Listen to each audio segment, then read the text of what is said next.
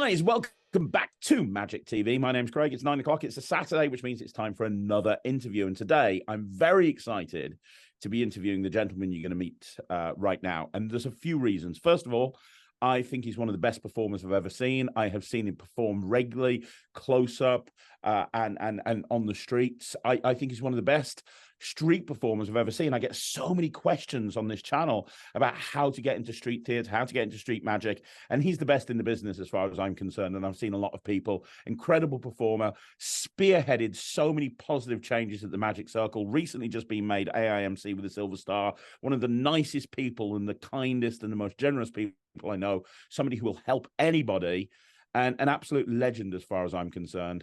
And I'm talking about Nathan Earl. How you doing, Nathan? You all right, mate? I'm just quite overwhelmed with your kind words as well. Honestly, I mean, one of the we're going to say no. It's an absolute honor to be on this channel as well. I've been following it for a while as well. I remember obviously when started getting when I was first became a member of the Magic Circle. I remember you did a summer school talk. That was the first time I saw you. I think it was your summer school talk as well. So I've been following it for a while, and obviously, your journey in Magic too. And I'm absolutely honored to be here. That's so thank great. you. And yeah, every time I come to London with Ryland, which is quite a lot, the first thing he says to me is, "Can we go and see Nathan? Can we go and see Nathan?" Because your show is incredible. The way that you are, it's just, there's a lot of people that watch this channel that are going to know who you are, because obviously you've become a very well-known figure in the UK, especially when it comes to the Magic Circle. But there's a lot of people that watch this channel that are outside of the UK that might not have heard of you. And I'm really excited that they get to find out more about who Nathan Earl is, what you do, why I hold you in such high regard, because there's a lot that you're doing, and especially a lot of the changes that you've made at the Magic Circle, a lot of the things that you've done, and the concepts that you've innovated are just brilliant. And I'm so glad that you found time to come on the channel. I really am. Absolutely. I mean, it's going to be great. It's going to be an amazing interview. 100%. And I'm going to start, for those people that don't know who you are, I'm going to start at the very beginning, if that's okay, Nathan. Yeah, no, and I don't know this question, so I'm going to be very interested in the answer. What was your origin story when it comes to magic? How did you get into magic? Where did it all begin? Can you talk us through that? There's kind of like almost two parts when it comes to that. I mean, when I was younger, I saw my grandfather doing.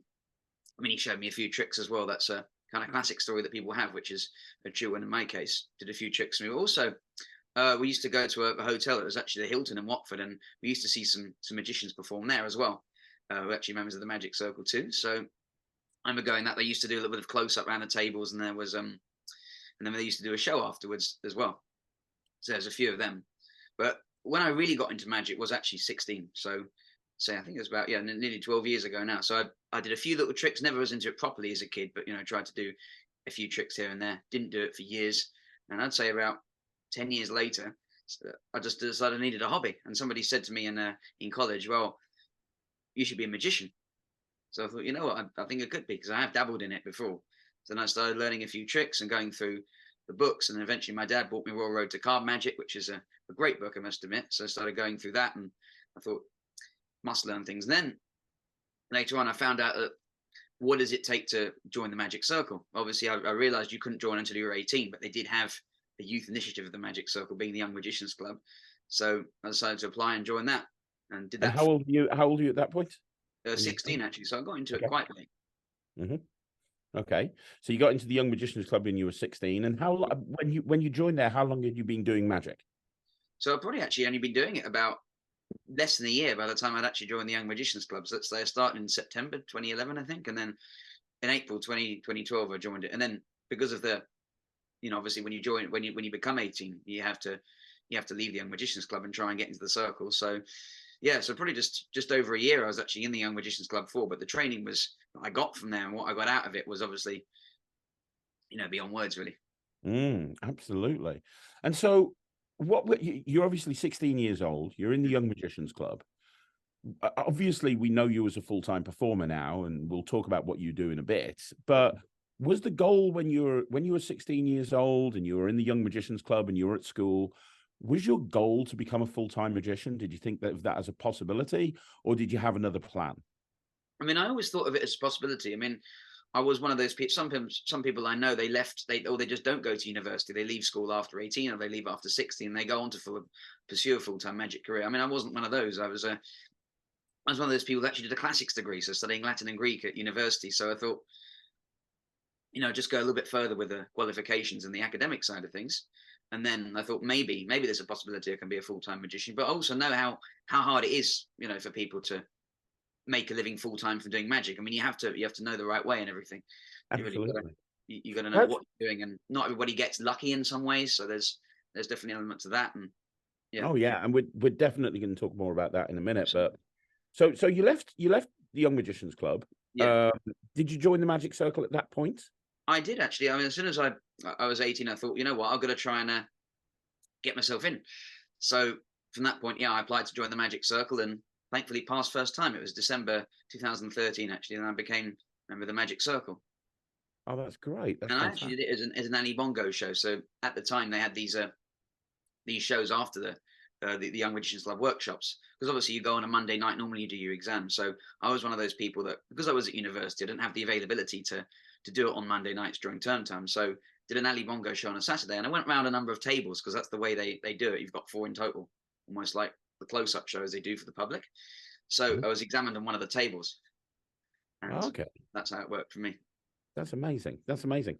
And you went to university. You said you went to university. During university, because you haven't mentioned anything about paid gigs. You've just mentioned about like doing it as a hobby, being in the YMC, being in the Magic Circle. When you went to university, I know a lot of people that maybe get a job at Marvins or start doing like gigs in the evenings and the weekends.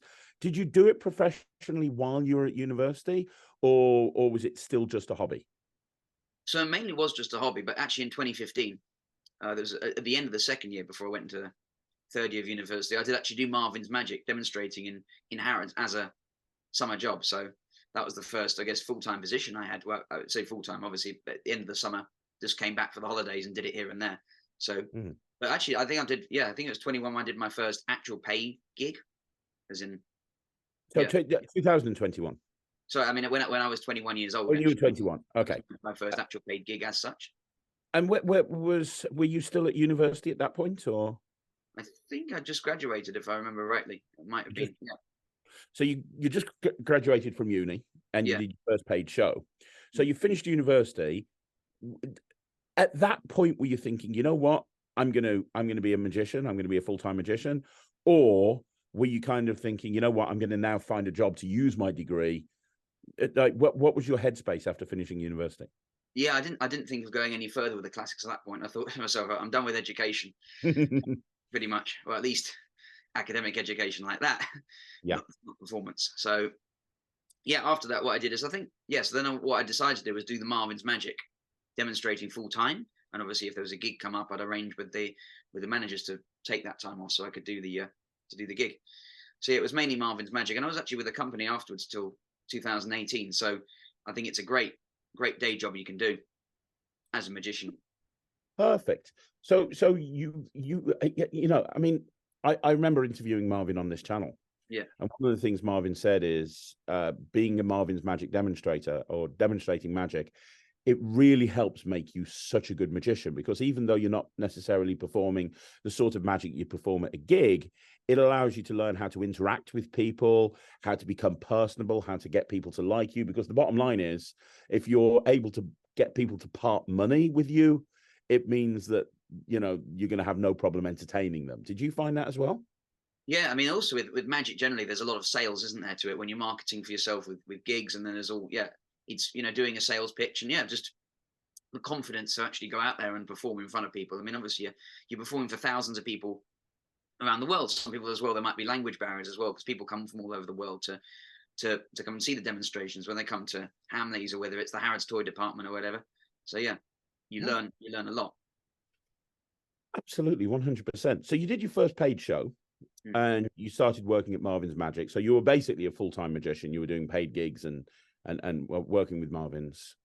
I'm going to ask you more about that in a second, but when you left Marvin's Magic in 2018, was that to focus on gigs? Or because obviously I know that you spend a lot of time doing street magic, and we'll talk about that later on. Absolutely. Is that what you left to do? Did you think, right, I'm going to become a street performer, or did you leave to do gigs full time? What happened when you left Marvins? So when I left Marvins, I mean, there was a period during Marvins where I actually tried out street performing, and I was like just doing a few little, shows with a table in Central London, put a table out and just do little shows, nothing big of any kind. So having tried that out, but then when I left Marvins, I took the plunge. I mean, eventually I cut my shifts down to doing part-time as opposed to full-time with Marvins just before I actually left, just so I could focus on other things and try out street performing. So I gradually replaced that with the street shows and obviously the gigs if they were to come up. And then obviously you did Street Magic, and you carried on doing Street Magic, and you also do gigs as well. So I've got a few questions to ask about this before we get into the Street Magic. One question I get asked on this channel all the time is people say, hey, I've got a full-time job. I want to become a full-time magician, but I'm scared about giving up that job and taking a risk becoming a magician. That's something that you've done. You've taken a lot of risks through your career just from talking to you now. I mean, going from university and getting a job at Marvins, that's a risk. Leaving Marvins to do Street Magic, that's a risk.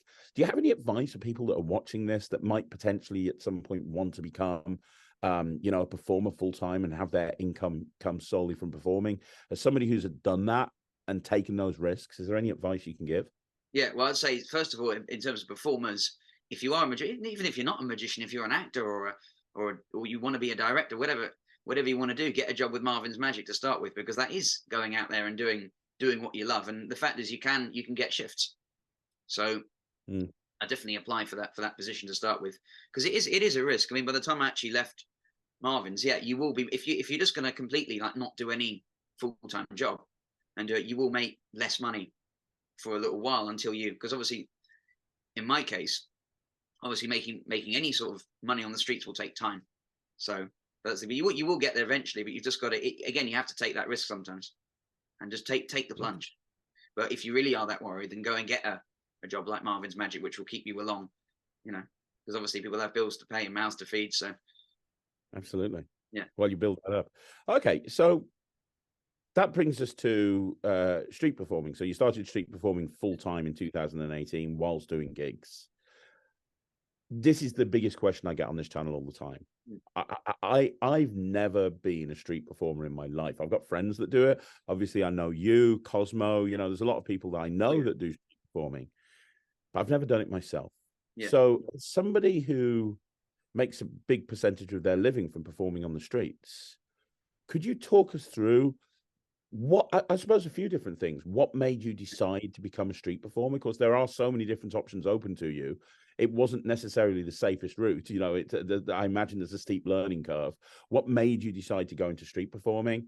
Advice for people who do want to become a street performer. Can we talk through that sort of stuff? Yeah, absolutely. I mean, just say, what made me become a street performer? I mean, at the time I was looking up and saying, what do you need to, because I really wanted to try it out for the first time. And I looked up the laws around it and, what does it take? Do you have to apply for a license to do it? And at the time, there was no license required to go out. So pretty much anywhere you could set up, well, obviously within reason, because you've got established pitches where you queue up and stuff. So I looked up the laws surrounding it. So I found out, I'm just going to go out there and I'm going to try it.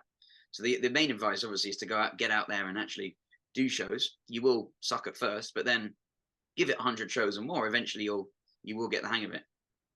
So I mean, because it's one of those things, there's no hard and fast route as such. I mean, there are courses out there on it, which have been great for me. I mean, I have Mario Morris's School of Busking online course, which is a fantastic resource and everything as well. I've also got some DVDs here as well, which will show you some things. I mean, Pete Wardell's Crowd Puller, great DVD as an example, and also got the Cosmo DVD. But going out there and doing it is the practical work that you're going to do.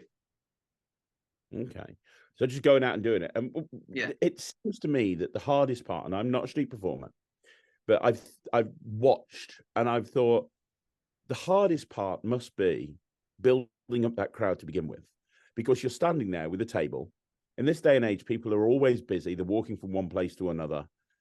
And you have to kind of stop them and get them interested enough to stay and watch a show in the middle of the, when I watched you last weekend, it was freezing. It was raining. Yeah. And it was a masterclass watching you take all of these people, and they were just standing around in the rain watching you It would have been so much easier to get undercover, but they were enthralled, and you started off with nobody and built up a crowd. So let's talk about that first of all. Is that a difficult thing to do? You make it look so easy, like you go from nobody to like a huge crowd. Like, what advice have you got on that? Yeah. So I should have mentioned just beforehand as well. The people that I share the picture as well are fantastic to watch. All the people, with the Magic Oh Corner. yeah. To answer because you're saying that, how did I learn to become a street performer? What made me want to do it? Yeah, watching the other people, I should say, as well as the DVDs I share with great people behind the pitch. Just wanted to drop that in there. But yeah, you were saying about stopping people in the rain and Building stuff. up a crowd and that sort of thing. Yeah. Yeah, it is. Yeah, definitely. There's three things that you have to do when you are street performing. Obviously, you've got to make them stop, and then you've got to make them stay for the duration, and hopefully get them to pay you what you want at the end of it. Because obviously it's the streets, we can't force people and stuff to do anything. But like you say, it's about there's different ways you can build a crowd as well. I mean, you can kind of like you can do what I do nowadays is do a little bit of close up, at least on Magic Corner, doing a little bit of close up, and then you gain that intrigue, and it's about that connection you have with the crowd around you as well. So obviously I think the thing with a lot of magicians, they think, well, it's all about a pack of cards in front of you, and it's all about your props and your tricks and your technical ability. Well, obviously performing on the street, it's everything, the rapport you have with the people, the fact that you can make them laugh, you can have banter with them, because when they're there, the streets are kind of like, boring, dark places sometimes, aren't they? Like you said, going out there in the rain and the cold, and they want to forget about what's going on in the world. They want to forget all the troubles out there, and they just want to have a good time. So making sure you have that good time, it's almost like a conversation in a sense, and making sure that once you finish one trick, you don't go on to your next trick like that and giving them any excuse to leave. I mean, people will leave. Obviously, they will have places to be. They've got theatres to go to, and they've got maybe bookings at a restaurant. But yeah, just making it really seamless, and just because when you're chatting to someone, you think, oh my goodness, it's been an hour already. I've been chatting to you. I was going to go to the gym, but I was just having such a good time. I was talking to you. Yeah, that makes sense. Yeah. Okay. And what about trick selection? Because I've seen a lot of street performers, and a lot of them do the cups and balls to finish. You don't do the cups and balls. You're one of the few. In fact, when I was there last weekend watching, I saw you and Magic Sam, and he did levitation randomly. He did the sponsor 360 to finish, and you obviously did the world's most dangerous card trick. Why is the cups and balls so popular, and why did you choose not to do the cups and balls?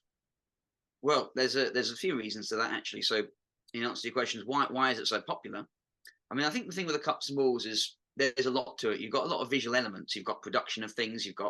And there's also a lot of language in it involved as well. So, some people when you count the cups and stuff, you'll hear street performers say, in English and 1, 2, 3 in French and 2. So there's a lot of it's quite an international trick as things go in that respect. And yeah, I think there's a lot of interaction you can do with the people, saying you ask someone how many balls under the cup, and then there's 1, and then there's 2.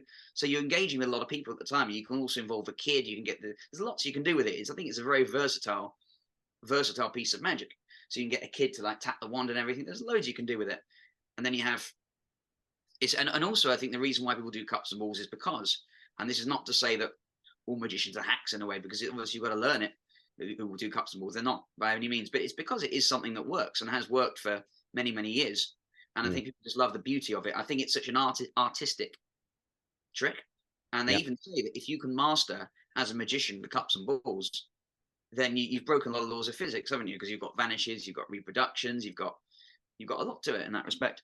So a lot of people enjoy it, and there's a lot of passion about it. And then you say to people, look, it's the oldest magic trick in the world. And then I think there's also some connotation with, the old gambling game, the 3 shell game. And you're saying that you're not this person going out there and doing it. I'm doing it for entertainment. So they know that you're one of the good people out there. So there's a lot of patter to that. And why did I choose not to do the cups and balls? Although I can do it, and I could, although I haven't done it a number of times on the streets. There's a reason why I've chosen not to do it. It's because I think there's a lot of people I share the pitch with who do it really well, and they were well on the scene before me, and it's just a question of me showing respect to them, because there's people out there, for instance, who work the pitch a long time, and I also wanted to do something a bit different in that respect, but the people who do it very well. Perfect. So, and in terms of a lot of the tricks that I've seen and again, I'm not a street performer, so I'm genuinely interested in this. A lot of the tricks that I see street performers do, the emphasis isn't really on the magic. It's on the, like, most street performers will take 10 minutes to do a cups and balls routine.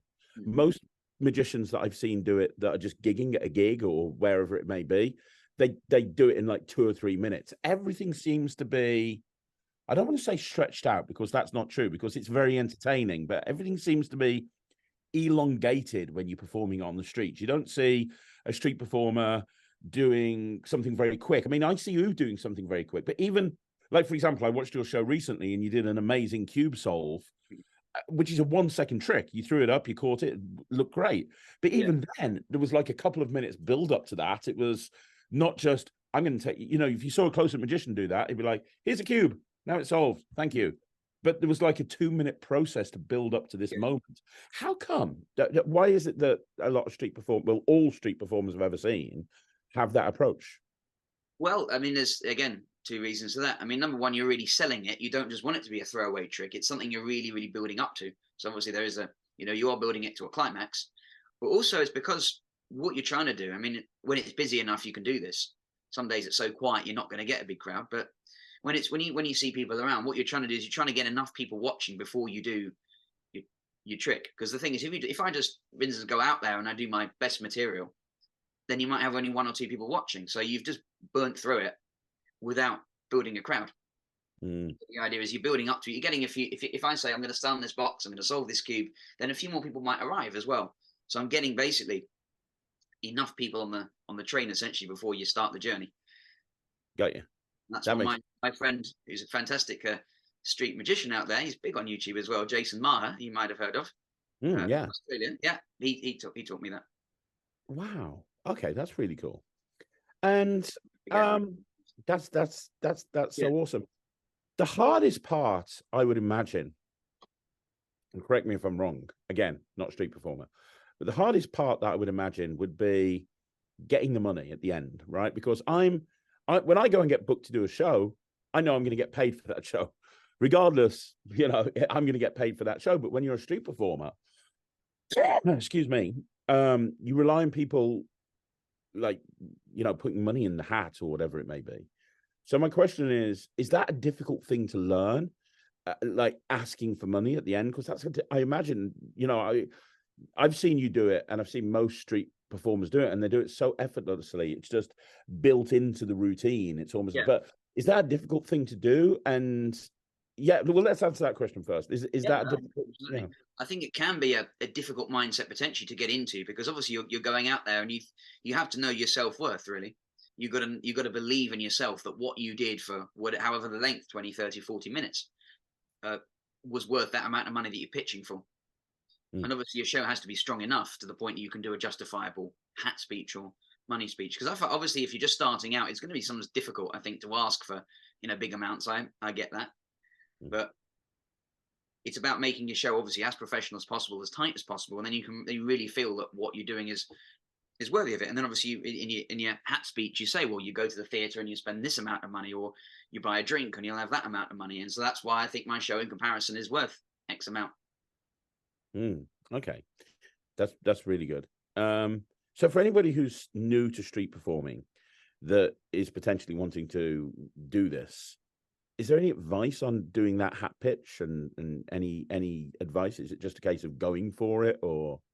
Yeah, I think eventually once you put the whole show together, I mean, obviously when everything's got to have a big beginning, a middle, and an end. But it's one of those things that will work out eventually. I mean, I think a lot of people they struggle with building the crowd, but yeah, obviously getting them to stay is another thing. Yeah, I think all 3 things are a struggle to begin with at first, but then once you start having that confidence in yourself, then talking about the money suddenly does become easier, I think. Yeah, that makes sense. You've got that crowd around you, and it's like there's an atmosphere, and it's a weird thing, because when people are all having a good time, it kind of gels together, and obviously you have good and bad shows, and so it's like everyone's locked in when it's good. So you feel that everyone's laughing, having a good time. All this show is worth that amount. That makes total sense. And did the obviously we're living in a post-COVID world now where less people are carrying cash around.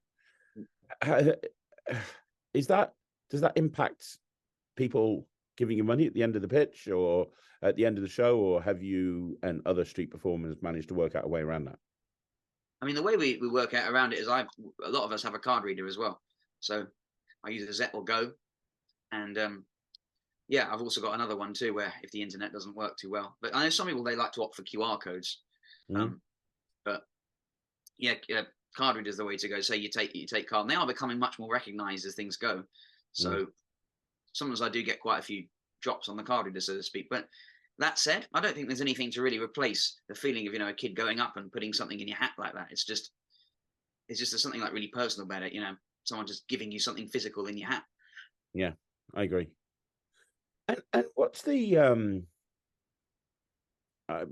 end game for you, Nathan, in terms of working the streets? So what I mean by that, let me explain. You mentioned Pete Wardell before, who I have so much respect for, and saw him on the streets a couple of times and thought he was amazing. But unless I'm very much mistaken, he doesn't really work the streets much these days. He's taken his experience and his ability that he's learned and all of the skills he's learned from performing on the streets, and he's doing a lot of trade shows now, because obviously trade shows are a very similar dynamic in that you've got to build up a crowd and you've got to get people interested in a product. And some of the best trade show magicians I've ever seen are people that started off on the streets. Now, you went into the streets coming out of Marvins Magic because it was a great way to make money. Is this something that you're wanting to do? Are you going to be like the next Gazzo and be doing this until you're 50, 60 years old? Are you going to be the next Cosmo doing this forever? Or are you, from an end game point of view, are you wanting to eventually transition into a different area and move away from the streets? Yeah, I mean, ideally, I don't want to become someone who's doing the streets like forever and a day, ultimately. And I think, yeah, I want to get to a point where I'm doing more gigs, doing more indoor shows as well. Yep. I think, should that be the end game? Yeah, I think it's definitely something one should aim for. But there are people who work the streets because it is their bread and butter. They just love the freedom that street performing brings them, and I, of course, respect that. That's definitely a way to go. But I think, yeah, if you want to, essentially, I just want to branch out a bit more. Do more indoor shows, because I think the thing with the streets is that it is always there. I mean, yes, we'll talk more about how councils are clamping down on it a bit more in a lot of ways, and there's a lot more anti-busking legislation coming out. But it is always there. It's always a skill that you can have, and if you don't have a gig, you can always go out there as long as the weather's decent enough, and you can go and do it. So that's the thing. It's always a great skill you can apply to indoor shows as well. Okay, awesome. And obviously, as well as working the streets, you do. That's terrible grammar. As well as working the streets, you do many gigs. Do you find that the skills that you've learned from the streets has made you a better performer away from the streets? 100%. Mainly in the confidence as well, and being able to engage that crowd. Because I think when you first start with magic, or you're doing performances the first time, your hands start shaking and such. And, if it was a sleight or something that wasn't too familiar with, and going out there and performing it, I probably would feel a bit nervous. But it's the fact that you're doing the same routines over and over again. And I think the beauty of the streets is you can experiment with certain things. So you can start the show with a little bit of sleight of hand and a little bit of skill stuff too. So then eventually you can take that to close up. And sometimes your hands are just so freezing, it's hard to do it out there. We're getting into that season now. But yeah, definitely made me 100% a better performer with that. And of course, Marvins Magic too. Well, you actually just mentioned there about the cold weather. I mean, does that impact your performance? Does your set list change, or does what you decide to do change based on cold weather because you can't literally use your fingers? There is an element of that as well, but it's a weird thing. I don't know if this is true. I'm not a scientist anyway, but there's also, I think, on the weekend, I don't feel it as much because there's a lot of body heat or something and people are surrounding me. Again, I don't know if that's true or there's any science based on that, but and also maybe because you're having a good time and you're clapping and cheering, and in the cold weather and during the Christmases is great. But I feel it more in the midweeks as well, maybe because it's a bit more depressing. So, but yeah, I mean, I will change certain things in the show depending on, not just because my fingers can't handle it, but also it's just some people, they don't want to stand out too long in the cold, or they certainly don't want to stand in the heat when it's too hot.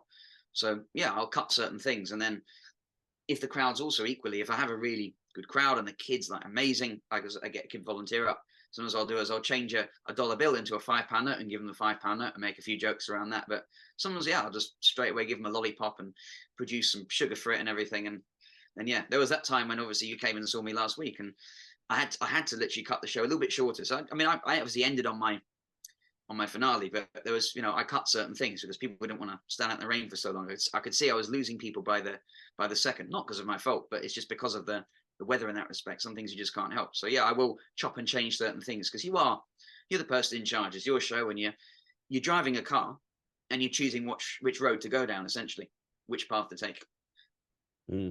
That's really good advice. Really good advice. And you mentioned earlier on about council legislation changing. I know this is something that you feel very passionate about. I know there's a petition out there at the moment. Can you talk us through what's going on and how the Magic community that's watching this can help? Yeah, absolutely. So yeah, I've got a few. Somebody sent me a few notes actually that I can give to you. Yeah, this is the thing. I mean, on the being prepared is something I like. So yeah, that's awesome. Yeah. I mean, I can tell you my story, and then I'll use this as sort of my go for it. But yeah, I mean, Westminster City Council, which is the borough that obviously Covent Garden is in, and there's a lot of other pitches around there, like Leicester Square and Oxford Street and stuff. The council claims typically that they get a lot of complaints, but the thing with those complaints is that they can easily be dealt with on a case by case basis rather than bringing in this anti-street performing legislation, which is what they've done. They used an act called the London Local Authorities Act, and when you look at the data, it really doesn't justify it. They've basically made street performing a criminal offence, all except for like 6 pitches around the borough. One of them is not practical because it's by a bus stop or something, and they did introduce it in Covent Garden as well. Covent Garden, as a classic example, is a system which is self-regulated, run by street performers for so many years, and it's worked well. They just didn't need to tamper with it, and they spent about £20,000 on licensing systems. That's what I've been told as well. And in 3 years, there's only been 1 conviction, too. So yeah, and they have like selective enforcement sometimes. So it's just crazy. And don't you think as well it's special to have a Magic pitch in London too? Yeah, Magic Corner is something that every single magician gravitates. Yeah, Magic Corner is something that whenever anybody who's into magic visits London, they go to Covent Garden, they watch a show. It's just the thing that's done. Yeah, and Covent Garden, for example, there isn't a problem with noise at all. For example, I mean, maybe there is in some other places, but not Covent Garden. It's when you came there, it all seemed like we're responsible, isn't it? I mean, fine, yeah. My show, it was all good. I mean, also, I know that fact magicians like yourself as well, big names in magic, they come down and they come deliberately to see magicians on the corner. So yeah, and there's a few of us at the corner who are actually Magic Circle members. Yes, there are. So this is a real problem. Like, so how have you adapted to this, and what's the plan moving forward to try and combat this? Because you don't want street theatre to go away in the UK. I mean, it's an institution in this country. That can't happen. That can never happen. Yeah, absolutely. I mean, we've been in negotiations with the council for years now as well, and we've been to meetings with them and such. And they actually got, the reason why we've got this petition going now is because they're having a meeting essentially on the 4th of December as well. So once they've gone over the review and stuff, and they essentially decide our fate. So yeah. And what potentially could happen after the 4th of December then? We could, well, basically we wouldn't be allowed to work. Essentially, if they decide to use their resources and enforce things in Covent Garden, then we wouldn't be able to make a living. Because what they've got is they've got another pitch that they set up, like a council sanctioned pitch a few yards away, and it was all tampered with, and they just didn't need it. Just didn't need it at all. And it is, like you say, an institution, and people get shocked when I tell them the story. I mean, I often find myself having to explain it to people as well a lot, because people ask me, what's going on with the council, and do you need a license to busk, and what's the story behind it? So I don't know if you want to share the petition in the link on this video as well. At the bottom. I'll put a link to the petition down below so that people can sign it. Yeah. Is that the best way that the magic community and the people watching this video can help by signing the petition? Is that the best thing to do? Definitely, yeah. I mean, it's going to be delivered to City Hall. We're going to deliver it on the 24th of November, so that's a Friday. So if we get it all in before then, I think it's close at the moment to reaching 5,000 signatures. So if we could really break that, that would be great. And if we get so much of the magic community to sign it, well, not just magicians, but anyone like performers or whoever, because this is the thing. We have been fighting the council, but we have been trying to work with them as well, to try and negotiate things. But we just feel in some ways we haven't been listened to, in a lot of ways. Wow. That's terrible. Like there's an actual. I didn't realize it was so serious. I didn't realize that there's a chance that they could literally stop street theatre in London. Yeah, Wow. but we've carried on, and when they actually brought in these the license, when they brought it in April of 2021, that was when we were just starting to come out of lockdown as well, and performers couldn't work anyway. Really, That's ridiculous. That's at a ridiculous. time when the arts industry was suffering so much. Wow. Okay. Well, I really hope that doesn't happen, and I implore anybody that's watching this video to click on the link down in the description and go and support the petition immediately. And you've got till the 25th of November to do that, right? So we'll make sure that this interview goes up before the 25th of November. Well, and like I say, they meet on the 4th of December too. So yeah, I'm just seeing if there's anything else that, that I should mention about that, because again, I have like a list of things. But yeah, they base the when they have complaints data, it's like based on 3 years or so of complaints data. And I looked, and there's very, very few complaints about Covent Garden, if anything at all. Like there was also no complaints about the West Piazza, for example, which is the big pitch where all the circus acts go, for example. And Magic Corner, there was just nothing that was like nothing that couldn't be dealt with on a case by case basis anyway. It was like a resident saying, "Oh, we just listen to magicians there all day long," essentially. So really, really not justifiable to bring this in. wow. Wow. I really hope that gets sorted. Me too. Have you ever considered, slightly changing the subject, have you ever considered doing this abroad? Like, I know a lot of street entertainers from America that literally travel the world. They'll be in they'll be in like Australia doing like a fringe there, and then they'll go to America and do a fringe, and then they'll go up to Edinburgh and they'll do the fringe, and they'll do a street show there. Like, you can. I'm very good friends with Cosmo, Right. and I've watched him perform many times, and he's said to me many times, I get to travel the world doing this. I can literally just get my bag and I can go on the plane and I can go into a country and I can see the country and make good money as a street performer. Is that something that appeals to you? Because obviously I've seen you really just focus in the London area. Would you want to go further afield? I mean, yes and no. I mean, I think street performers, it's definitely very good to travel, because you realize different cultures and you get to learn different pitches. And as they say, every pitch has its own battle. I mean, as well as London, I have done. Obviously, I went this year up to the Edinburgh Fringe Festival, which taught me a lot as well.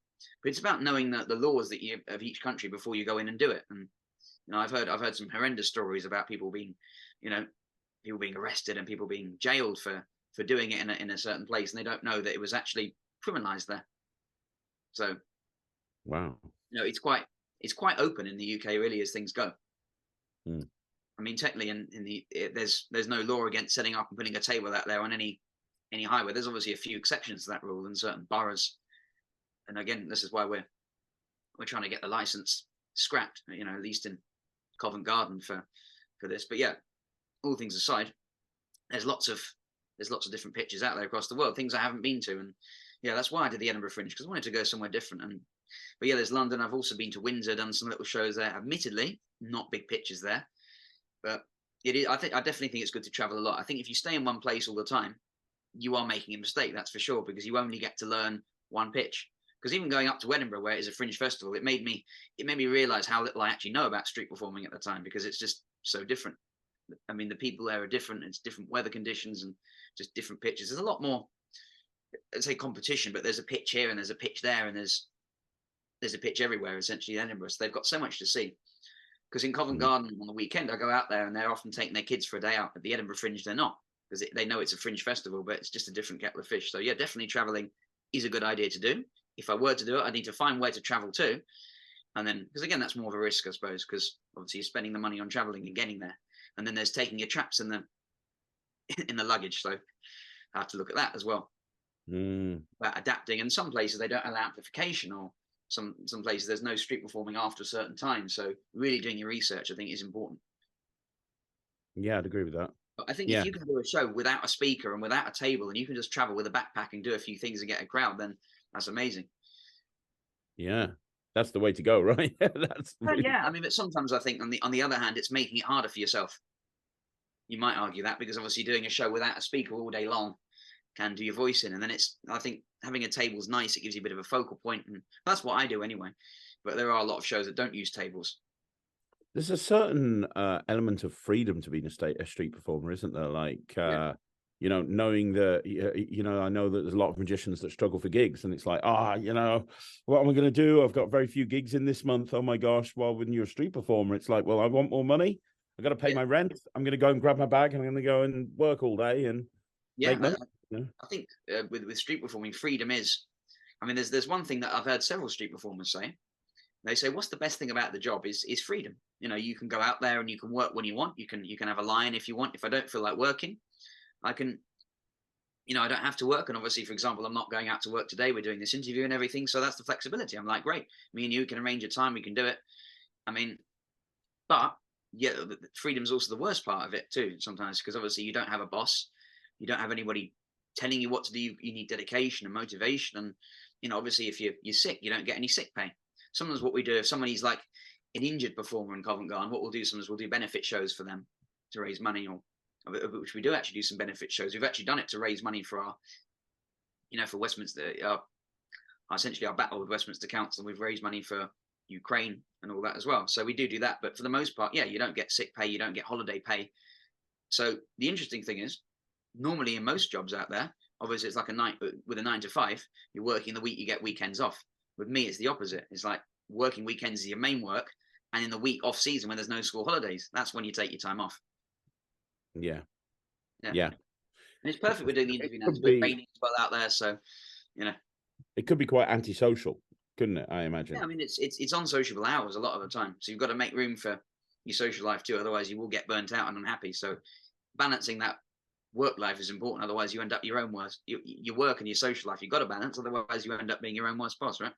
Yeah, that's very true. Yeah, and one thing that do you find that, and I don't know the answer to this. I've just Magic Sam was mentioning it to me when I was with you. Do you find sometimes that being a street performer can impact your shows, impact negatively getting gigs?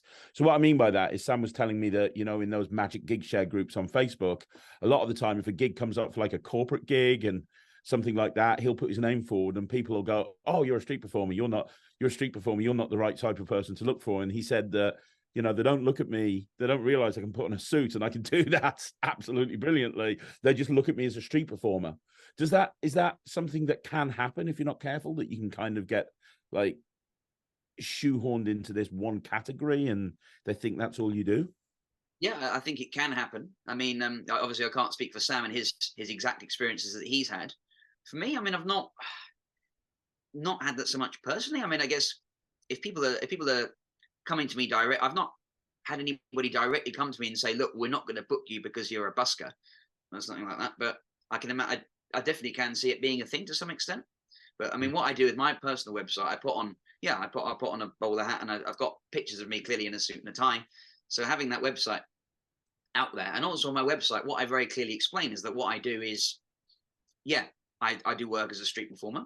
But what I do as for gigs, I'll do something different. I'll do close up. I'll do walk around. I'll get on a stage. I'll put on a suit, whatever, really.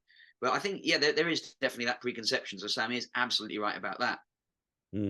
People might initially think that, but I think your website needs to be as clear as possible, setting out what it is that you do. Because they might be thinking, well, why if I can see them perform on the streets, surely if I can see them for free, why would I pay good money for them to come and do my wedding or something? But I think having that, also possibly somebody suggested to me once, of having a sort of separate identity. So, or you don't advertise the street performing that much, but you have your website for your corporate, for your weddings and such. And that one way to go is to not mention the street performing. I do on my websites. This is me saying I don't do that, at least not yet.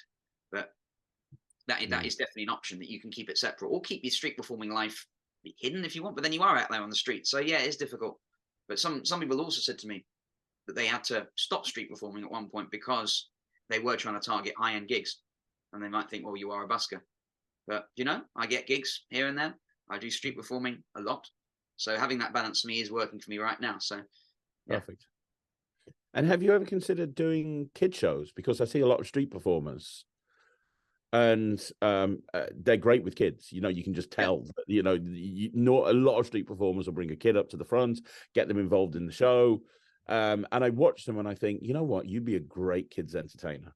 Is that something that you've ever considered doing, or is that not a thing that you would go down the route of doing? I wouldn't be a kids entertainer as a kids entertainer as such. I mean, Sam, I know he does kids parties, Magic. Sam, he does them really well too. But for me, I actually think there is a difference. I mean, because when you're on the street, you are dealing with families and you've got that adaptability. So I think on the streets, you've got to be universal and a bit of a jack of all trades, really. You've got to be able to know how to engage with the kids. You've got to know how to engage with the adults. And every street performer that I've seen knows how to do that, every seasoned pro. So, yeah, you can engage with a kid. But I think doing just kids, especially like of a certain younger age, it's different when it's all just kids. Because I think with family entertainment, you've got adults as well who are more predictable. So when you're dealing with just kids, yeah, obviously kids are more unpredictable in that respect. But it's a different thing. Yeah, you need to know some skills. I mean, some people give a kid a balloon animal, or knowing how to engage with a kid is great. But I think if you're on the street as just a kids entertainer and you don't engage with the adults at all, I think essentially you lose respect, because then you're a kids entertainer. You're not. And the thing is, some people come out there, they're watching a street show, if like couples or something, they're not just gonna be interested in you just entertaining the kids. They want things that are going to make them laugh as well. Yeah. I mean, even if parents bring their kids along, you don't want your street show to be at a point where they're only watching just because they've got nothing else to do with the kids. Yeah. You want the parents and the adults to have a good time as well. That's great. So I think it's a different skill set as opposed to just dealing with kids, especially young kids. I do sometimes get inquiries for kids parties, but for me, I'll do it if they're like 7 and upwards. They're old enough to understand the kind of magic that I do. Yeah. Because again, I don't host party games and such. But I know there's people who do that very well. But yeah, what I do, as long as they can understand the magic I do, then that's okay. Perfect. Okay. And I want to speak to you briefly as well about your work at the Magic Circle. So, we've already discussed you joined the Magic Circle straight from the YMC at the age of 18. Most recently, in the last year, I think it is, you've been made AIMC with a Silver Star, which for anybody who's outside of the UK that doesn't understand what that means, that's an incredible accomplishment. When you go into the Magic Circle, you are a MMC. I know this is all changing at some point down the line, but at the moment, as I understand it, when you go into the Magic Circle, you're MMC, member of the Magic Circle. Then you can get promoted to AIMC, which is associate to the Inner Magic Circle with the Silver Star. And then eventually there's MIMC, which is member of the Inner Magic Circle with a gold star, and there's very few people that can get into that. So just the fact that you have that AIMC level degree at the Magic Circle and have been given it in the last year is incredible. But it was given to you because of a lot of the work, not just the fact that you're a great performer, but also it was given to you because in recognition of a lot of the work that you've actually done at the Magic Circle. Is that right? Am I correct? I mean, absolutely. I mean, the degree I got, I mean, AIMC was Silver Star. It actually came in 2 parts, so I should explain as well. Because last year it was actually at the end of the Christmas party I hosted for the Magic Circle. They gave me AIMC. I didn't have the Silver Star at the time, but they gave me the AIMC because it was for services, essentially, at that time. But then fast forward almost a year later, then I got AIMC with Silver Star for the performance that I do. So, in recognition for what I do in what I did in Edinburgh and on Magic Corner and just in general, That's great. It was nice to have it kind of like build up gradually as well. Now I've got actually a total of 3 certificates in the wardrobe. I need to get them all. Right. But the MMC. Next one's MIMC. The one too. So that's amazing. So it feels like it's at a point where you kind of earn your Silver Star as well. So which is nice. And obviously highly deserved, especially the Silver Star for performance. As I've said at the beginning of this interview, I think you're an incredible performer, an incredibly talented performer. But you've really revitalized a lot. So for the people outside of the UK that don't know, the Magic Circle meet up every Monday and they have club nights every Monday. There's stuff that goes on in the week as well, but the Monday nights are club nights at the Magic Circle. And traditionally it was meet up in the bar, hang out for a bit, maybe have some examinations in the Devant room, go up and watch a lecture, hand out in the bar a bit more, and then leave. But you've instigated hands-on sessions which have become incredibly popular. And this is something that you weren't asked to do. It was something that you just said, hey, I'm going to do this. Can you talk us through what you've done, why you decided to go down that route? Because let's be honest, you're a busy guy. You know, you're working the streets, you're going out doing gigs, you're building your business, and you're like, you know what? I'm just going to take this entire other project on for free just because. Like, what was your reason for doing it? And what has it turned into over the last few months that you've been running these? Yeah, I mean, the thing with hands-on is, I should say, it wasn't my invention or anything originally. I mean, the way I'm doing it now is in a certain way. If we kind of take it back to its roots, one thing I heard, and again, I might not be right exactly on the history of it, but it started, I think it was like 20 years ago or so. It started as quite, one thing I saw, and this is before my time as a Magic Circle member, or probably before I was even into Magic, which I was. Maybe I was just sitting at home learning a few basic tricks, but at that point, it was quite a smallish event. Like it was a few people going in there, kind of going over the basics, and then eventually it did grow and grow, and then there was like it became one thing, which is it became like a sort of lecturette on one subject, which was great. I mean, people really wanted to go in there and they wanted to see it, but then obviously we had COVID and everything. We had lockdowns, and then there was a period for a while anyway pre-COVID where it didn't happen. And I always enjoyed these hands-on sessions because I thought they were a great addition to Monday nights. So I thought, you know what, hasn't happened in a while. I said to the club night committee on the Magic Circle who organised events, I said, you know what if I were to start it up again, especially since we've had lockdown and stuff and people need to get back in the habit of attending again. So I took it over. And then eventually what I did is I turned it into something different. Yeah, I took it back to its roots in a sense, but I also feel I kind of expanded on it. So as opposed to making it a sort of lecturette, I made it into a workshop type thing as well. And we've had lots of people come in and do it now. It's nearly been a year since I've hosted it. We've had with like the likes of Brendan Rodriguez as well. We've had Faye Presto come and do it as well. So we've had Wayne Fox. We've had a lot of people come in and do it. And it's nice that people can actually go in there and get their hands on things.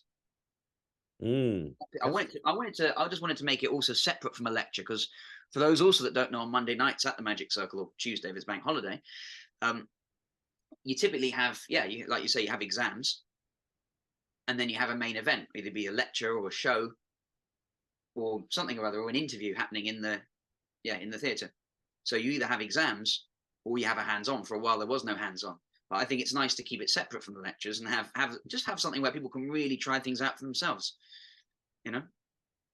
I agree. And like we had, for instance, we had 54 people or so in the room for phase, for example, all learning how to do bottle through table. Wow, that's amazing. That as well. It was a jam-packed night. That's amazing. Yeah, and we've got her back actually. We've got Faye doing another hands-on in December next month. So wow, what's she doing? Another one on bottle through table? Or? No, because the thing is, it was meant to be bottle through table and her gypsy thread routine. We didn't quite get the time because hands-on is 40 minutes. So we're going to get her back in and she's going to do the gypsy thread. Perfect. Nobody better. That's amazing. So, I mean, congratulations. And I know you're really pushing forward on those. So this has been an incredible interview. I've got one other question for you, which is what's next? I know you're quite an ambitious person. Sure. You know, you have made a very successful career as a street performer and a performer. You have achieved massive notoriety at the Magic Circle. What goals do you have? I know we talked briefly about moving away from street performing at some point down the line, but do you have any goals or achievements or things on your magical bucket list that you want to hit over the coming weeks, months, and years? And if so, can you share any of those with us? Yeah, absolutely. There's a few things I've got, say, in the pipeline. Because what I did this year, first of all, short-term goals. I know we talked about some of the more long-term goals out there, like obviously doing more gigs and such. Short-term goals in the next year or so, because what I did this year for Edinburgh, I did the busker spots. So it was because you've got busker spots and you've got the circle pitches too. So the busker spots basically half an hour more for the smaller shows. I want to go out there next year and work the big circles to start with. So be doing a bigger show, doing a bit more, let's say a little bit more clowning around at the beginning of the show and just kind of really adding that in too, having a few more music things in there, having a separate show. So because when you saw me build the crowd, I was doing it with, a coin routine and stuff, and then going into a rope routine. So build it kind of more bit by bit. But then sometimes when you work in the big circle spots, you make more of a spectacle, and you're playing some music and doing out there and So I want to kind of keep that separate and have a 45-minute show, but also work more pictures as well in the short term, get a bit more street performing experience under my belt. And other pictures, that's that. Also, what I really need to do is release something for the magic community. Because that's the thing. I think a lot of successful magicians out there have got product. I mean, I know you've got loads of magic products on. One or two. I've got an idea out there, but I think if you want to go the extra mile as a magician, you gotta do things for other magicians as well. Like have something which they can use, release stuff, go on TV. I've always thought to get a lot of recognition out there. I mean, obviously there's exceptions to every rule, but if you're on TV or you release something for magicians, then that's your recognition, isn't it? Really? Yeah, absolutely. So definitely something like that I want to do, and I've got an idea as well for a product, but I'll have to think about how to do it as such. I've come up with a few little flavors here and there of card moves and such, and also I want to start lecturing for more magic clubs too. I did one for the Sussex Magic Circle in September. It's fantastic. I'm going to go and do Northampton, I think Magicians Club as well. Yeah. Well, no, I'm doing that in January with David Penn and all that.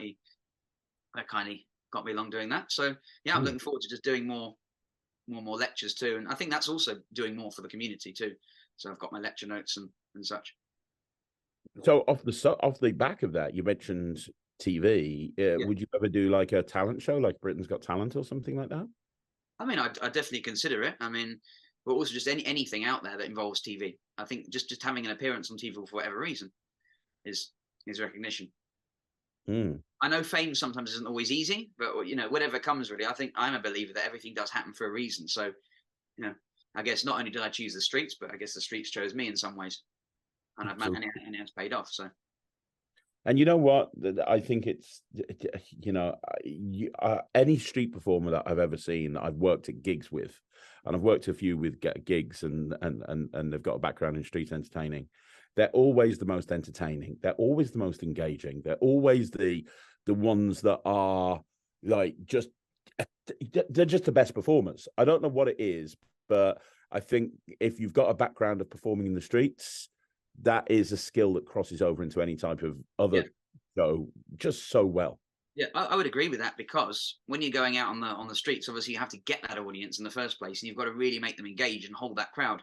So if you can do that there, surely you go on a stage in front of people, you've got their attention anyways. It's like, oh, sigh of relief. You do something similar, and you've got them there. The only difference is, I think what street performers can make if they go on the stage for the first time is spending like 20 minutes of just talking and building a crowd. Like, you don't need to do that because the crowd's already there.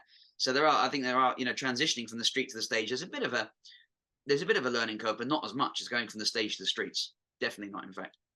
I agree.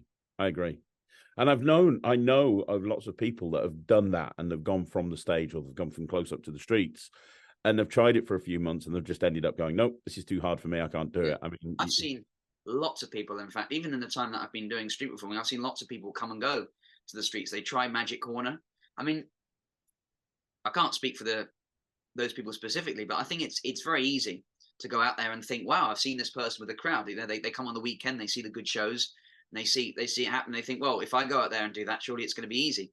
I think definitely is one of those things, street performing, that's harder than it looks. But then at the same time, I do have people saying, well, I could never do that. They say I couldn't go out there and build a crowd like you can. So I think some people get it, but it's not saying it on a sort of more solemn note. I think there's a lot of people out there, and including councils, going back to that just don't get street performing. I agree. For whatever reason. Yeah. Some people assume as well that I have a lot more free time than I actually do. Well, I don't, because it's, because you have to work the busy periods. Well, that's the thing. I think that one thing that I've noticed that street performers they have an incredibly positive mindset. You said earlier on, one of the big benefits is if I want to stay in bed late, I can. If I don't want to work one day, I don't have to. But the problem is, if you don't do that, you're not going to get paid. Yeah. Most street performers that I know, they are the ones that are hustling. They're going out in rain or shine on cold winters days where like everyone else is huddled up warm. They're there on a corner busting their ass to put on a show, and it would be very easy to turn around and go, you know what, I'm going to stay in bed and get a hot chocolate. But that the people with that mindset, I don't think they're going to be successful. I think the people that are successful are going to be people like you that just bust your balls and you go out there and come rain or shine. There's a question, I think, of also working smart or working hard. Just thinking about it. I mean, you've got people that do work smart. There are people that go out there only on the good days, or when they know they can go out and they can get a decent crowd, they can make decent money from doing it. And that's, if that's their goal, then fine. There's also people who go out there and do one show a day. Like the way Magic Corner works is we queue up and we do a few shows a day. But if you're working, say, the West Piazza or the North Hall, the indoor pitch, you only get 1 or 2 shows a day. So you have that one big show, and that's your show for the day. So it's very different. But yeah, it depends also if you're a grafter or you're someone that likes to grind out shows. I mean, I like to think of myself as the ability of being able to do both. I think it's good to be out there and do quantity of shows, but yeah, it's also important to have your quality as well. Because if there are times when there's a lot of performers, say, wanting to work, and you're only getting 1 or 2 shows, then you want those shows to be payers. You want them to be good shows. So, but yeah, definitely hard work. But yeah, there's also, I think, working smart to it as well. People have their different goals and strategies. Some people only come out on weekends, or some people will come out in the week. But I do like to take opportunities where if someone else isn't working, I'm like, well, do you know what? If it's not raining or it's not, I'll go out there and do it, because I know that I can get something in the bag for the day. Absolutely. And do you? I've got one other question. I know I said we were wrapping it up. By I've the got way, a question that I thought of. Most street performers typically do the same show. Like I'll go and watch them, and I'll watch them a year later and 2 years later, and they're doing pretty much exactly the same thing. Do you make an effort to change your show around, or is it a case of I found the stuff that works, that's yeah. what works. I haven't got, I don't want to take a risk of putting something in that I potentially have to work in that's going to bring the quality of the show down and therefore affect the hat. Or are you always thinking of new material? Like, what's the approach when you're a street performer when it comes to selection of tricks? Yeah, I've got a lot of answers to that question as well. I'm really glad you asked me that. So why do people do the same show for years? I mean, yeah, the reason why they do the same show for years is because obviously if they found a formula that works, and you found, obviously you found the tricks that work, you found the pattern that works, great. But here's the thing, you can't just stay doing the same show for years. Things will change. I'm always looking at ways, because you can have a growth mindset or a fixed mindset. So I wanted to talk to you about this. And I think to keep developing new ideas, you want to have a growth mindset. Eventually, I want to get to a point maybe where I do change my show, or do a show without a table or something. And again, that's a little idea I have in the pipeline to do it. But I know this idea I have for doing it is going to take a lot of work to actually get it working, because there's a lot of cleanup and such. But yeah, always be thinking ahead, because then you might get to a point where councils might regulate certain thing, or you can't use music. So you should always be looking ahead. Never stay doing the same thing. There's always something as well that can work better, like a line you can deliver better, or ways you can present a trick, or way you can get everyone to clap and cheer along. Changing the beats, changing the delivery of something, and also times change as well. Like we're getting over the years, we're getting a point where you can't say anything anymore because people get very easily offended. So, but one thing I noticed as well, when I used to give a kid a prize, I used to give a kid cigarettes as well. I'd say, do you like cigarettes? We used to get a big laugh. But I noticed in the last 18 months, they stopped getting a laugh. So I stopped doing that. So certain things you cut over time. And just an example, because I notice a lot more people are vaping now than smoking. So I think we're eventually probably going to go smoke free in the UK, for example. So just certain things, you've got to move with the time. Certain jokes are not appropriate anymore, or sometimes the demographic of people just changes. So you have to always be thinking ahead and moving forward. And some days you do a show, and a line that once did get a laugh will no longer get a laugh. So then it's time to cut it and replace it with something new. Or sometimes you'll read the news and something funny will be out there. So when it was all about the petrol shortage, you could say free petrol like that. Go and watch the show, and then you'd get a laugh. But obviously that would mean nothing anymore. And so there's also like temporal jokes that would that only suit the time, and then eventually just gets old. So yeah, always got to be thinking it. And I do find that a lot of street shows are quite funny. There's lots of ad libs. I think Gaza was the first person I saw do this, where he just randomly in the middle of a show will start like making comments on people that are like walking walk by lines, walk by gags. Yeah, I mean, not everybody uses them, and I think it's just it depends on the style of performer. I think there are classic gags out there, but not everything's going to suit you. Not everything's going to suit your personality. So you've got to find what works well for you. So yeah, finding your style definitely is important. And knowing your character, knowing what you can get away with, for example. Yeah, yeah, because certain people can deliver certain lines and get away with it because they've got the twinkle in their eye, Yeah. whilst other people will just get offended if somebody delivers the line in the wrong way. Yeah, I Yeah, like can. I can't be too rude, for example, because that's just me. Yeah, well, you're just a very nice person, Nathan. Yeah, so if I say something out of character, like it would just if people get shocked, they'd be like, "Oh, this guy's actually a bit of a something Mm, derogatory." yeah, I got you. I'm with you. Wow, there's a lot more to think of than I thought. This has been an absolute masterclass. It really has. And honestly, I've got all the respect in the world for you Thank you. because And you as it well. is hard work. You know, I was watching you last weekend when I came to watch you with Ryland, and I was just watching you, and I was like, "This is such hard work. This is Yeah, such hard work," and you were doing it so masterfully. yeah. And you know, it's something that when I was younger, I thought, you know what, I'd like to do that, and then.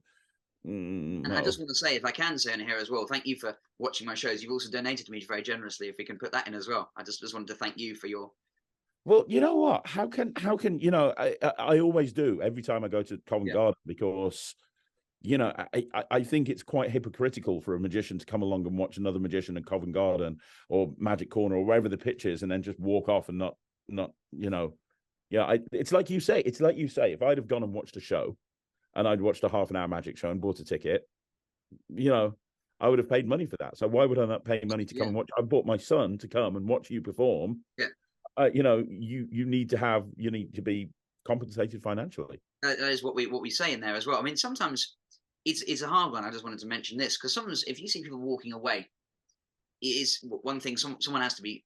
Sometimes you've got to be a bit careful because I mean, you know, obviously you don't want people to walk away without paying. But for all you know, sometimes you see people on their phones or you see them drifting off or walking away. I mean, the thing with the streets, you don't know obviously what goes on in their lives, do you? So it's like, you know, they could have just had a call that their father's passed away or something. So it's being able to read the crowd is very important. Yeah, and I imagine that's one of the hardest things to pick up. Yeah, I On mean, it's something you get that innate sense after a while. You get that intuition after doing Mm. it long enough. And also, I think Marvin's Magic helps as well because you read some who you think, yeah, you got to read some of the customer's body language and such. That's amazing. That's And I'll brilliant. look at the audience.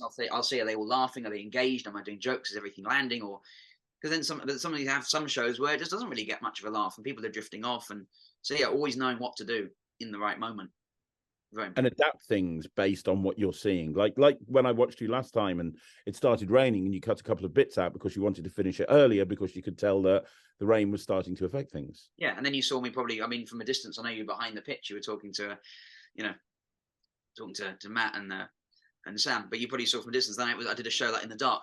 There's been sometimes called the night Yes. shift shows as well. But sometimes with that, you don't want to go on too long as well because it's a bit chilly too. So yeah, but I'll add certain things and then cut certain things depending. Wow. Wow. You're incredibly talented, Nathan, and I really appreciate you coming on the channel and taking time out because today is a working day for you. So taking time out to come here and chat to everybody and share your knowledge. This has been a masterclass. It has. It's been incredible listening to your experiences and what you've achieved and what you've done. I meant every word I said at the beginning of this interview. You are one of the nicest people I know. You're incredibly talented. I love watching you perform and you give so generously to the magic community. And you know, thank you so much for coming on the Thank you. channel. I do my best, and I just want to say before, if we are indeed closing, that you know I stand on the shoulders of giants. Really, I mean, there's a lot of people who've taught me a lot out there, and I've got them to thank for. You know, I was trained by different people. I say trained. I mean, I was obviously I did the work ultimately myself, like people do, but I have been fortunate to be helped by some great people out there, performers in whatever way, shape, or form, both in the magic circle, also outside the magic circle too. Performers again, not just of magic, but circle performers, giving me good advice as well over the years. And you know, it's maybe the performer that I am today. And that's the way that you get better. That's the way sorry, start again. That's how you go from being good to being great by seeking out advice from people that are better than you, not having that mindset of I'm the best. I don't need any advice from anybody. You know, there's people out there that have done things longer than you. People who are out there who've got experiences. If you can Yeah. tap into that, that's going to make you a better I mean, performer. I'll be honest, I used to be terrible at taking advice, but then you learn. It's just, you know, then you realize that some people are, you know, they do to an extent know a lot more than you. And what things can you apply? So you'll have Yeah, different people's opinions and stuff, but you take what you think will work, try out different things because that's the beauty of the streets. You can experiment, and then yeah, that's great. That's amazing. And to round this all off, I'm going to say one more time to everybody that's listening to this. Down in the description below, there is going to be a link to a petition. Please go down and sign that, because there are hundreds of street performers in London, and they make, they make their living from performing on the streets, and they provide entertainment to millions of people every single year. And we need to make sure that that continues. And if it'll take you a minute at the most to fill in that petition, and it will massively help. So if you've made it through to the end of this interview, and I really hope you have, because it's been an incredible interview, just click on the link in the description down below and add your name to the petition, because it is really going to help Nathan and all the other street performers in Covent Garden, right? And future generations as well. I mean, so many performers out there started their living from street performing. And you look at Ed Sheeran and the Rolling Stones, they started out. Rolling Stones, I believe, was on Camden Lock. They started out. So, and yeah, a lot of people started out. And if it wasn't for the freedom that they had of being able to street perform in the right way, they wouldn't be where they are today. And I wouldn't be where I am today if it wasn't, if there was strict rules in place by the time I started learning, I wouldn't have been able to learn properly. So, so we need that. We really need your help. Yeah, absolutely. So fill in the petition. The link is going to be in the description, and then reach out to Nathan. Leave a comment down below. Let Nathan know what you thought of this interview. I thought it was absolutely amazing. I thought it was brilliant. It was fascinating finding out more about the streets and more about Nathan. And I will see you again soon in the Magic Circle. I'm sure I will, my friend, or at Covent Garden or somewhere like that. Absolutely. Yeah. But one more time, thank you so much for coming on the channel. I really appreciate it. Thank you again, honestly, for having me on there. It is a real honor as well. And I don't know if you want to put my any of my details in. So if people have any further questions about the street performing, then they by all means can. Obviously, I think I've covered quite a lot of it in this interview. But yeah, if you want to reach out for me, should I say what they are, or you just leave them? Yes, please do. Please do. Yeah, go for it, Nathan. Reach out to me on Instagram. It's at Street Style Magician. So yeah, that'd probably be the best place to drop me a message. I will check in my requests, or you can email me, Nathan Earl at themagiccircle.co.uk. What a great email. Also, you can check out my website. It's all there anyway. So yeah, but thank you again, Craig, for having me on. It really is. And honestly, I'm, overwhelmed with the support from you and others as well. You're amazing. You thought I was, good enough to make the grade to be on your show. 100%. Absolutely. You're amazing. And thank you so much. Guys, like I say, sign the petition, leave a comment down below, tell Nathan how amazing he is. You heard him. If you need some more advice, reach out to him. You've got the contact details there. And I'll be back very, very soon with another interview. But on behalf of Nathan Earl, my name's Craig Petty. This is Magic TV, and I'll see you again soon with another Talk Magic.